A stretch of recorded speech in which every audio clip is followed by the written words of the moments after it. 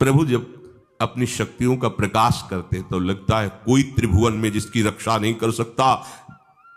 उसकी रक्षा के लिए मां भवानी दुर्गा अपना भयानक रूप धारण करके महिषासुर आदि दैत्यों का मर्दन करती है।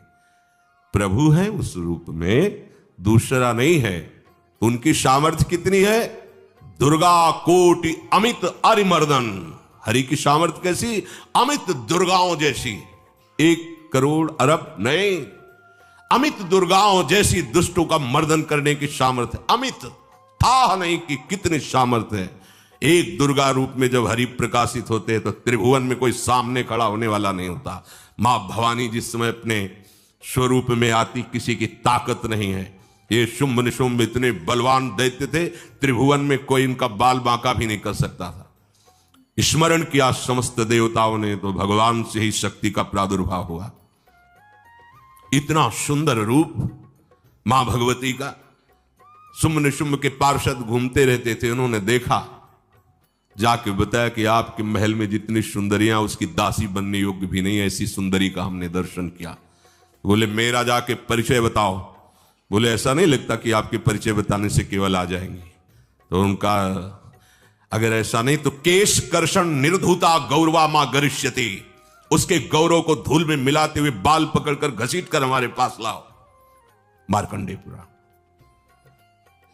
उनके पार्षद गए और बताया हमारे मालिक शुंभ निशुंभ है, उनका आदेश है कि आप महल में चलो और आदर सहित, अगर आप ऐसा ना करते हैं तो मैं आपका निरादर करते हुए बाल पकड़कर घसीटते हुए ले जाऊंगा। देवी जी ने मुस्कुरा दिया और कहा अपने मालिक से कह दो जाकर के कि हम उसी की आज्ञा पालन करती है जो हम पर युद्ध में विजय प्राप्त कर ले। वो जाके बोले हाँ वो तो मतवाले, त्रिभुवन में कोई जोड़ ही नहीं था। आए और उद्दंडता पूर्वक वचन बोलने लगे। माता जी ने कहा तब तक बोल ले जब तक मैं मधु का पान कर रही हूं, बस ये पान करते ही तेरी जीवन लीला समाप्त हो जाएगी। ऐसा ही हुआ। जो ही पान करके सिंह पर सवार होकर गर्जना की, सारा का सारा अहंकार धूल दूषित हो गया, काट के फेंक दिया। ऐसी अनंत अमित दुर्गाओं जैसी सामर्थ्य हमारे प्रभु श्री हरि में, अमित दुर्गाओं जैसी, क्योंकि अनंत शक्तियों के स्वामी हैं। उनकी लीला में क्यों में हो? अरे वो जब करुणा करते हैं, अपनी महिमा से उतरते हैं, तो भक्त जब ऐसे कर देता है तो डरप जाते हैं। माधोदास बाबा ने कहा नहीं चलना तुम्हें ब्रज में, हम तुम्हारी कहां तक सेवा देखेंगे, तुम्हें बाल भोग राजभोग। बाबा जी हैं, कभी मिला कभी यहीं रहो। कोई बाबा आपके बिना नहीं रह सकते। दोबारा बोल नहीं पाए जगन्नाथ। ये सुन करके हृदय बलिहार होता है। ओ ऐसे सामर्थ्यशाली प्रभु अपने भक्त के प्रेम प्रणय पर भी कितना डरते हैं। ये भक्त नाच पड़ता है। ये कुतर्क की, संशय की वृत्ति यहां प्रवेश नहीं करती। दुर्गा कोटि अमित अरिमर्दन, अमित गिनती नहीं ऐसी अनंत दुर्गाओं जैसी शक्ति हमारे प्रभु में विराजमान है। शक्र कोटि सत सरिष विलासा, आहा अरबों इंद्र जैसा विलास प्रभु में। अरबों, एक इंद्र त्रिभुवनपति है, अरबों इंद्र के समान प्रभु का ऐश्वर्य है। और नवशत कोटि अमित अवकाशा, जिस एक आकाश के लिए गरुड़ जी से कह रहे हैं कि मच्छर से लेकर आप तक उड़ते हुए पार पाए, बोले ऐसे अरबों आकाश के समान अवकाश है प्रभु में। मरुत कोटि सत विपुल बल, रवि सत कोटि प्रकाश, शशि सत कोटि सुशीतल, समन सकल भव त्रास। आहा, अरबों अरबों पवन के समान महान बल है। अगर त्रिभुवन में कोई बल है तो पवन में बल है, वायु बल। बड़े बलवान देवता, बल में इनके समान कोई नहीं। इन्हीं के अंश से प्रकट होते पवन पुत्र हनुमान, और इन्हीं के अंश से प्रकट होते पवन पुत्र भीम। बेजोड़ बलशाली महात्मा, दोनों महात्मा बेजोड़ बलशाली। जेगिर चरण दे हनुमंता, चले उसोगा पाताल तुरंता। जिमि अमोघ रघुपति कर बाना, ये ही भांति चले हनु। किलकार दे तो राक्षसियों के गर्भ गिर जाते थे। ऐसे महान बली हनुमान जी। और भीम का क्या कहला है? जब ये देव पुष्प उड़ करके आया और द्रौपदी जी को दिया गया, तो द्रौपदी जी ने कहा इसका जोड़ होना चाहिए इस पुष्प का। सबसे कहा पर किसी ने नहीं सुना। भीम ने कहा कहीं भी मिलेगा मैं इससे लाएंगे। ऋषियों ने समझाया कि आगे मत बढ़ो, ये यक्षों की भूमि है, युद्ध हो जाएगा और तुम्हें तैयारी करनी है हस्तिनापुर के लिए, और तुम इधर, वो सब दिव्य हैं, पवन पुत्र हैं। किसकी मां ने अपने वेग को बढ़ाया तो महाभारत में पढ़ के देख लो, इनके चलने के वेग से वृक्ष उखड़ उखड़ कर गिर रहे थे। ऐसे जब चल रहे थे तो चलने के वेग से वृक्ष उखड़ जाते थे भीम के। तो हनुमान जी ने सोचा किसी के समझाए तो समझेंगे नहीं, तो आगे पवन पुत्र ही बैठ गए, बूढ़े बानर का भेष लेकर, लंबी पूंछ से मार्ग में। मर्यादा है, किसी पशु को भी नहीं लांघना चाहिए। विवेकवान उपासक ऐसा नहीं कि कोई सो रहा है पशु भी आप उसे लांघ जाए, ऐसा नहीं। जो विवेक है, जो मर्यादा है, वैसे किसी सोते हुए को लांघना नहीं चाहिए। उन्होंने कहा है वृद्ध बानर ये अपनी पूंछ हटा ले और मार्ग दे दे, इस समय मैं विशेष कार्य के लिए जा रहा हूं। तो उनका जब कह ही दिया है वृद्ध, तो आप समझ ही रहे होगे कि वृद्ध में क्या ताकत होती। अब मेरी ताकत पूंछ हटाने की नहीं रह गई है, आपने तो वृद्ध ही कह दिया है, तो आप समझ रहे हो ना, आप पूंछ हटा लीजिए। कहा हमारी आज्ञा की अवहेलना करे, ऐसे उठी नहीं, दोनों हाथ लगाया, नहीं उठी, पूरी ताकत लगा दी। पवन पुत्र भीम की पूरी ताकत लग गई, पूछ जरा से भी नहीं ली। हाथ जोड़ के खड़े बोले हम समझ गए हमारे बड़े भ्राता आप हनुमान जी हैं, क्योंकि ऐसा कोई बानर सृष्टि में पैदा नहीं हुआ कि मैं उसकी पूंछ ला हिला सकूं, मैं समझ गया। तो मुस्कुराए और बैठ के बोले हमारी आज्ञा मानो, इस मार्ग में मत जाओ, ये देव मार्ग है, ऐसे ऐसे सिद्ध है कि आपका अपराध बन जाएगा, आप शाप से युक्त हो जाएंगे, इसलिए मैं आपको मना। बोले प्रभु जब आप कृपा करके आए हो तो हमें वो रूप दिखा दो जो लंका में आपने रूप दिखाया। बोले मत उस बात की चर्चा करो, रहने दो। बोले प्रभु एक बार देखना चाहता हूं कि मेरा बड़ा भाई कितना बलवान है। हनुमान जी ने कहा फिर देख लो। कनक भूधराकार शरीरा, समर भयंकर अति बल, कांप गए। भीम जी हाथ जोड़ बोले भैया स्वर्णिम कांति, वो भयानक उनका रुद्र रूप, कांप गए, भीम कांप गए। वायु में अगर बल में देखा जाए तो सबसे ज्यादा वायु बलवान है। भगवान कैसे है? मरुत कोटि सत विपुल बल, अरबों वायुओं जैसी महान ताकत हमारे प्रभु में है, संशय नहीं। वो अगर छोटी सी कार्य के लिए सहयोग लेते हैं, ए उठवा दो, ऐसा कर, भक्तों के साथ वो विनोद करते, लीला करते हैं, नहीं उनमें बल कितना है।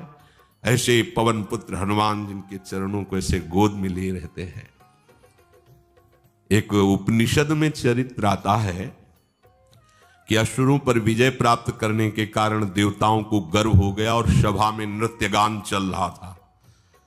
भगवान जब किसी पे गर्व करते हुए देखते हैं तो उनको अच्छा नहीं लगता। फिर सृष्टि के विधान के प्रधान अधिकारी जब देवतागण और देवराज इंद्र और उन्मत्तता, विजयश्री में उन्मत्तता आ जाती है, तो भगवान ने एक यक्ष का रूप धारण किया और सभा के प्रधान द्वार पर दिखाई दिए। देवराज इंद्र ने कहा कि पता लगाओ ये कौन है, बिना आज्ञा के बिना सूचना के कैसे आ गया है, क्योंकि त्रिभुवन पति है ना। अग्नि देवता ने कहा मैं जाता हूं, पता लगा के आता हूं, क्योंकि किसी बलवान का परिचय पूछने के लिए निर्बल को नहीं भेजा जाता। अग्निदेव गए और कहा आप अपना परिचय दीजिए, कौन हो और यहां कैसे आए हो। तो उनका परिचय लेने के पहले हम आपका परिचय जानना चाहते हैं, आप कौन हो।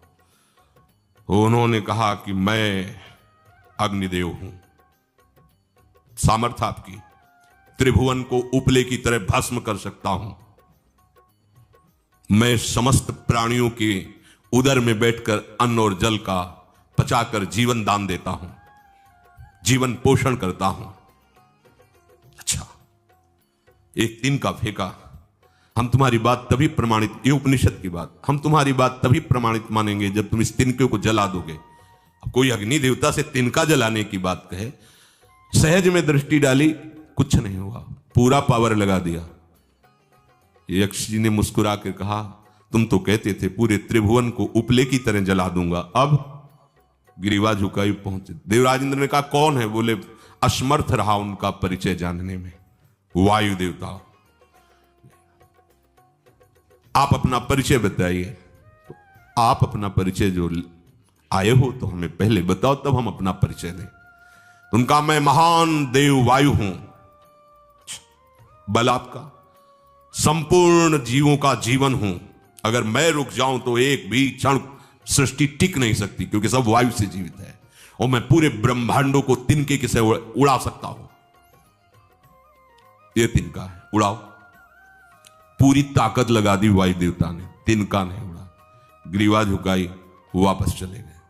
अब देवराज इंद्र उठे, जे भी नजदीक पहुंचे यक्ष अंतर्धान हो गए और देखा साक्षात ब्रह्म विद्या दूर से मूर्तिमान ब्रह्म, और डांट लगाई कि तुम उनसे संभाषण करने योग्य भी नहीं हो, क्योंकि तुम सबसे बड़े सिंहासन पर बैठे हो और अहंकार करते हो। तुम्हारे देवता सब सामर्थ्यहीन है, एक तिनका भी अग्नि नहीं जला सका, एक तिनका भी वायु नहीं उड़ा सका। अरे जिनकी शक्ति से शक्तिमान वो भगवान स्वयं आए हुए थे, कांप गए देव। अहंकार मत करो, जाओ। भगवान के बल से तुम विजयी हुए, देवताओं के बल से नहीं। देवताओं में जो शक्ति है वो उन्हीं के अंश से आई हुई है। अरबों वायु के समान महान बलशाली हमारे श्री हरि, अरबों सूर्यों के समान उनका प्रकाश, अरबों सूर्यों के समान प्रकाश, अरबों चंद्रमाओं के समान सुशीतलता, समस्त भयों और दुखों का नाश करने वाले प्रभु श्री हरि। काल कोटि सत सरिसती, दुस्तर दुर्ग दुरंत, धूम के तु सत कोटि सम, दुराधरस भगवंत। अरबों कालों की सामर्थ्य, अरब नहीं अरबों कालों की सामर्थ्य भगवान, एक काल अनंत ब्रह्मांडों में तांडव मचाए रखा है। अरबों काल, अमित बलशाली, अत्यंत दुस्तर, दुर्गम, दुरांत। कौन? प्रभु श्री हरि। अरबों धूमकेतुओं के समान अत्यंत प्रबल सामर्थ्यशाली प्रभु, अगाध सत कोटि पताला, शमन कोटि सत सरिष कराला, तीरथ अमित कोटि सम पावन, नाम अखिल अघ पूग नशावन। कितने अथाह हैं प्रभु? बोले अरबों पाताल से भी बढ़कर, अरबों पाताल से भी बढ़कर गहरे हैं, कोई था नहीं पा सकता। कितने भयानक हैं? अरबों यमराजों से भी ज्यादा भयानक प्रभु श्री हरि हैं। अनंत कोटि तीर्थों को भी पावन करने वाले परम पवित्र जिनके श्री चरण है वो तीर्थपाद श्री हरि हैं। अनंत तीर्थों की, उनका नाम ही संपूर्ण विश्व के पाप समूहों का नाश करने में समर्थ है। हिमगिरि कोटि अचल रघुवीरा, सिंधु कोटि सत समगंभीरा, कामधेनु सम कोटि। आहा, देखो अब किसके सामने तुम्हें हाथ पसारने की जरूरत है? समझो, अगर अपने प्रभु को जान जाओगे, समझ जाओगे, तो फिर कहीं इधर उधर झांकने की जरूरत नहीं, किसी के सहयोग की जरूरत नहीं। कैसे प्रभु? ऐसे वो स्थिर हैं कि जैसे तूफान चल रहा और हिमालय का आश्रय ले लो तो डरने की जरूरत नहीं, कोई भी तूफान हिमालय को उखाड़ नहीं सकता। ऐसे ही कह रहे हैं, अरबों हिमालयों जैसी स्थिरता प्रभु श्री हरि में है। अरबों समुद्रों के समान गंभीर है। कामधेनु सत कोटि समाना, सकल काम दायक भगवाना, सारद कोटि अमित चतुराई, विधि सत कोटि सृष्टि निपुनाई, विष्णु कोटि सम पालन करता, रुद्र कोटि सत सम संघरता।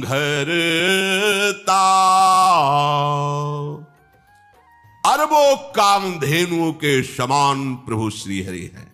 एक कामधेनु मिल जाए तो निहाल हो जाए है। हमारे श्री हरि कैसे अरबों कामधेनुओं के समान है। इच्छित कामनाओं की पूर्ति कर दे उसे कामधेनु कहते हैं। प्रभु में कितनी चतुरता है। अनंत कोटि सरस्वतियों की एक सरस्वती ब्रह्मांडों का संचालन करती है, बुद्धि के अधिष्ठात्र देवी हैं। और यहां क्या हमारे श्री हरि अनंत कोटि सरस्वतियों की चतुराई समाई हुई है। अरबों ब्रह्माओं के समान सृष्टि रचने में समर्थ। एक ब्रह्मा प्रकट कर दिया, ये वैभव प्रकट हो गया। अरबों ब्रह्माओं जैसी सामर्थ सृष्टि रचना की प्रभु में है। आहा। और अरबों विष्णुओं के समान पालन करने की सामर्थ प्रभु में है। अरबों शंकर के समान संहार करने की सामर्थ्य प्रभु में है। धनद कोटि सत सम धन वाना, माया कोटि प्रपंच निधाना, भार धरन सत कोटि अहिसा, निरवधि निरूपम प्रभु जगदीसा। अरबों कुबेरों के समान धनवान है। अरबों मायाओं के समान सृष्टि करने में सामर्थ्यशाली है। अरबों शेष भगवान के समान अनंत भार उठाने में समर्थ है।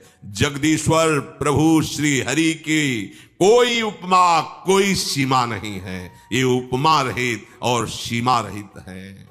निरुपम न उपमा आन राम समान, राम निगम कहे, जिम कोटि सत खद्योत समु, रवि कहत अति लघुताल है। यही भांति निज निज मति विलास, मुनीस हरि बखा नहीं। प्रभु भाव गाहक अति कृपालु, सप्रेम सुनि सुख मानहि। प्रभु भाव गाहक अति कृपालु, सप्रेम सुनि सुख मानहि। प्रभु श्री हरि उपमा रहित हैं। उनकी कोई अनंत ब्रह्मांडों में किसी से उपमा नहीं दी जा सकती। प्रभु के समान केवल प्रभु हैं, ऐसा वेद कहते हैं। अरबों जुगुनियों के समान यदि सूर्य को कहा जाए तो सूर्य का अपमान होता है, सम्मान नहीं। ऐसे ही जो अभी तक वर्णन किया गया उसको समझो। अरबों जुगनुओं के समान यदि सूर्य को कहा जाए तो सूर्य की प्रशंसा नहीं, एक तरह से अवहेलना है। आहा। इसी प्रकार अपनी बुद्धि के विकास के अनुसार मुनीश्वर, अपनी बुद्धि के विकास और प्रकाश के अनुसार मुनीश्वर प्रभु का वर्णन करते हैं। गुण महिमा नाम बल पर था कोई नहीं पाओ, आज तक कोई था नहीं। ऐसे प्रभु की लीला में कोई कुतर्क कोई संशय, अब वो क्या बुद्धि है उसका खुद विचार करें।